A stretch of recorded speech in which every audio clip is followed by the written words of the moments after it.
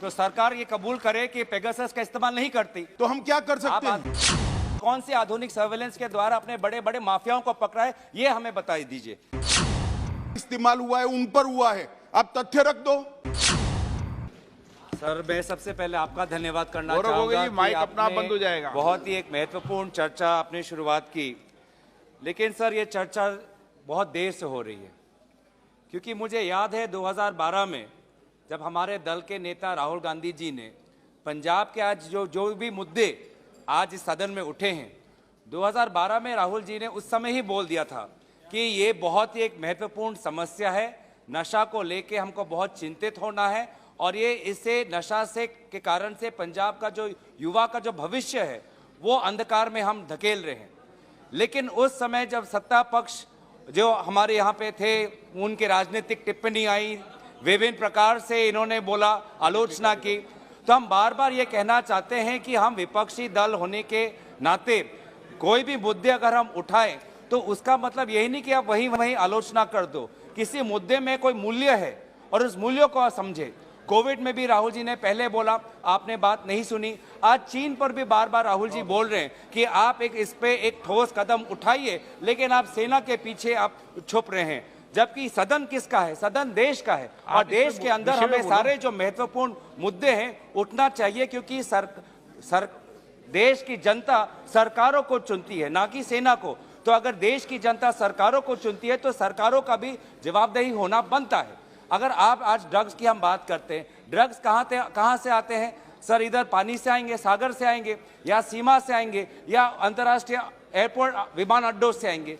तो आज हम गृह मंत्री से जानना चाहते हैं कि आपने एयरपोर्ट्स में अपनी किस प्रकार से सर्वेलेंस बढ़ाई है, आपने सी बॉर्डर पे किस प्रकार से अपनी सर्वेलेंस बढ़ाई है, और अपने लैंड बॉर्डर पे आपने किस प्रकार की अपने सीमाएं बढ़ाई हैं। क्योंकि हम जानना चाहते हैं कि ये तो कोई नया मुद्दा नहीं है। आप तो बार बार सीमा सुरक्षा की बात करते हैं, तो हम जानना चाहते हैं कि सीमा सुरक्षा पे आपने किस प्रकार से हमारे सीमा सुरक्षा बल को आपने उनको और ताकत दी है। आज उत्तरी पूर्व में हम देख रहे हैं कि म्यांमार से विभिन्न प्रकार के आज आर्म्स आ रहे हैं, ड्रग्स आ रहे हैं, सारा प्रकार का ट्रैफिकिंग आज उत्तर पूर्वांचल हो गया है, एक कॉरिडोर बन गया है जिसमें आर्म्स ट्रैफिकिंग हो रहा है, ह्यूमन ट्रैफिकिंग हो रहा है, ड्रग्स ट्रैफिकिंग हो रहा है, एनिमल बॉडी पार्ट्स का ट्रैफिकिंग हो रहा है। तो कहीं ना कहीं ये तो बॉर्डर से जा रहा है। तो बॉर्डर का संरक्षण किसके हाथ में है? बॉर्डर का संरक्षण आपके सीमा सुरक्षा के हाथ में। तो आप बताइए, आप हमें ये बताइए कि आप इंटेलिजेंस का आप किस प्रकार का इस्तेमाल करें, सर्वेलेंस का आप किस प्रकार का इस्तेमाल करें। आप बार बार हमारे ऊपर तो स्नूपिंग कर देते हैं, हमारे मोबाइल फोन पे पेगासस लगा देते हैं, पत्रकारों पे पेगासस लगाते थे। आप मुझे बताइए, पेगासस के द्वारा आपने कितने ड्रग्स नारकोटिक्स के माफिया को आपने पकड़ा है? आप जो सर्वेलेंस हम पे लगाते हैं, आपने कितने ड्रग्स के माफिया, बड़े बड़े माफियाओं को अपने सर्वेलेंस के द्वारा पकड़ा है? आप ये भी हमको बताइए।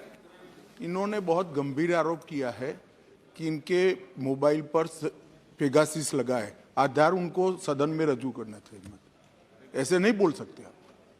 या तो ये शब्द निकाल दिए जाए या तो वो आधार रजू कर यहाँ रखें। इनके पास एक भी आधार हो, किसी पत्रकार का, नेता का, उनके खुद का, यहां रखना चाहिए सदन पर। मान्य अध्यक्ष, सदन गंभीरता के साथ बहस के लिए है, स्वच्छंदी राजनीतिक आरोपों के लिए नहीं है सदन। हर सदस्य ने बोलते वक्त इसकी तथ्य को यहां रखने की पात्रता रखने के बाद बोलना चाहिए। सर, मेरा फिर आग्रह है कि अगर मेरी से कोई गलती हुई है तो सरकार ये कबूल करे कि पेगासस का इस्तेमाल नहीं करती।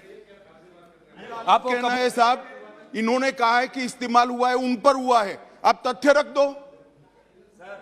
बाकी तो सुप्रीम कोर्ट ने तय कर लिया भाई। बदनामी नहीं है आपके नेता की तरफ। आदेश दीजिए सर। तो हम क्या कर सकते हैं? आदेश दीजिए, हम आपके आदेश के अनुसार आप जो भी आपको लगता है कि सदन की मर्यादा का अगर मैंने कोई उल्लंघन किया है तो आप आदेश दीजिए। लेकिन यहाँ पे सर हम जो भी हम बात रखते हैं जिम्मेवारी से रखते हैं। माननीय एक मिनट माननीय सदन उच्च सदन है और उच्च सदन में हम अपनी बात को तथ्यों प्रमाणों के साथ रखें तो सदन की मर्यादा बढ़ती है। ये मेरा आग्रह है। धन्यवाद सर। दूसरा मैं बोल रहा था कि हमको इंटेलिजेंस पे हमको सर्वेलेंस जो बात जहां से उठी है, हम ये जानना चाहते हैं कि आपने कौन सी आधुनिक सर्वेलेंस का इस्तेमाल किया है और कौन सी आधुनिक सर्वेलेंस के द्वारा अपने बड़े बड़े माफियाओं को पकड़ा है, ये हमें बता दीजिए। अगर तीसरी हमारी बात है फाइनेंशियल ट्रैकिंग।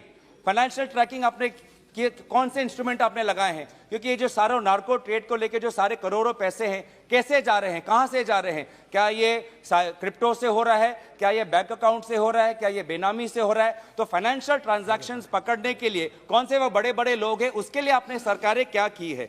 जब 2 और पॉइंट है, फिर मैं बंद कर दूंगा।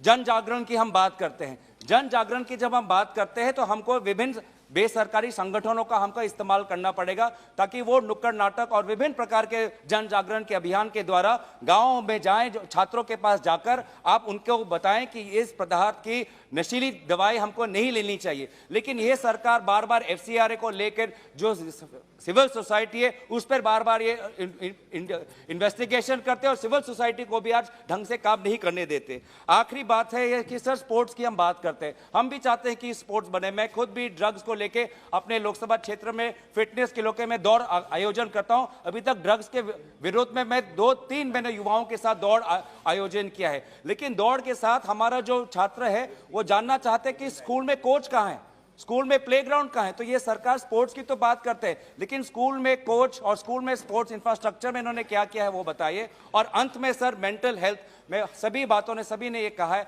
हम भी ये कहना चाहते हैं कि ये ड्रग्स एक कैंसर है, एक कर्कट का रोग है, और इस रोग में जो फंसता है उसको हमें एक किसी क्रिमिनल की नहीं, कि वो एक रोगी की तरह उसको हम देखना चाहिए। और इसी तरीके से जहां पे हमें पुलिस और सीमा सुरक्षा पे